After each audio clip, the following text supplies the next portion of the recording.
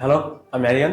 এবারের ঈদকে কেন্দ্র করে প্রায় 15 থেকে 17টি সিনেমা রিলিজের একটা লম্বা লিস্ট দেখলাম। প্যারার কিছু নেই, কারণ প্রত্যেক বছরেই ঈদকে কেন্দ্র করে আমরা এরকম একটা লম্বা লিস্ট দেখি, বাট এর বেশিরভাগই থাকে আবর্জনা। শেষ পর্যন্ত 6 থেকে 7টি সিনেমা রিলিজ পাবে, এর থেকে বেশি নয়। আমার একটা লিস্ট রয়েছে, এই সিনেমাগুলো নিয়ে আমি বেশ আশাবাদী। এই সিনেমাগুলো বেশ ভালো পারফর্ম করবে বলে মনে হচ্ছে আমার।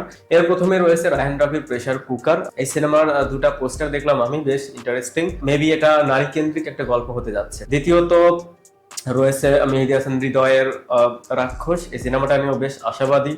এরপরে যদি বলি আফরান নিশোর দম, এন্ড লাস্ট প্রিন্স। দেখেন, ভালো সিনেমা হওয়ার পাশাপাশি সেই সিনেমাটা বক্স অফিসেও ভালো পারফর্ম করা জরুরি। কারণ দেখেন, গত বছর উৎসব যদি ভালো না চলতো, যদি আন্ডার পারফর্ম করতো, তাহলে আমার মনে হয় না যে বনলতা এক্সপ্রেসের মধ্যে একটা সিনেমা হতো।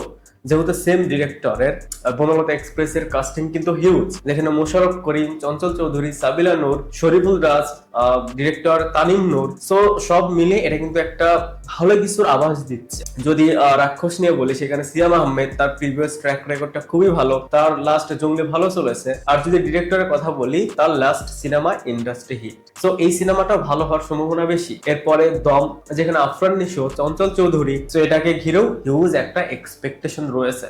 অন্যদিকে প্রিন্স, যেখানে সবচেয়ে বড় নাম শাকিব খান, যদিও ডিরেক্টর নতুন, বাট এই ডিরেক্টরের সাথে যে নামটা রয়েছে সেটা অনেক বড়। তো সব মিলিয়ে যদি দেখেন, এই 5টি সিনেমারই সম্ভাবনা রয়েছে ভালো পারফর্ম করা। যদিও কোনো সিনেমারই সেরকম প্রমোশন এখনো শুরু হয়নি, বাট আমার মনে হয় যে যত বেশি প্রমোশন তত বেশি প্রসার। প্রমোশন করলে সেটার বেনিফিট পাওয়া যায়, এটা প্রমাণের কিছু নেই। প্রমোশন যত বেশি হবে, সেই সিনেমাটার প্রসার তত বেশি হবে এবং আপনি সেইটার বেনিফিট আপনি পাবেন। সো মেকার্সদের কাছে রিকোয়েস্ট থাকবে যে এই সিনেমাগুলোর প্রমোশন দ্রুত শুরু করা। আর মাত্র 25 দিন বাকি, তো এখন থেকে তাদের ভাবা উচিত প্রমোশনটা নিয়ে। এই 5টি সিনেমার বাহিরেও যে সিনেমাগুলো থাকবে, যে সিনেমাগুলো রিলিজ পাবে, সেই সিনেমাগুলোর জন্য শুভকামনা। আপনিও চাইলে কমেন্টসে আপনার লিস্টে কোন কোন সিনেমা রয়েছে বা কোন কোন সিনেমা এবার ঈদে দেখবেন সেটা জানাতে পারেন। ভিডিওটা দেখার জন্য অসংখ্য ধন্যবাদ। এই চ্যানেল যদি প্রথমবার মতন হয়ে থাকেন, তাহলে প্লিজ সাবস্ক্রাইব। বাই।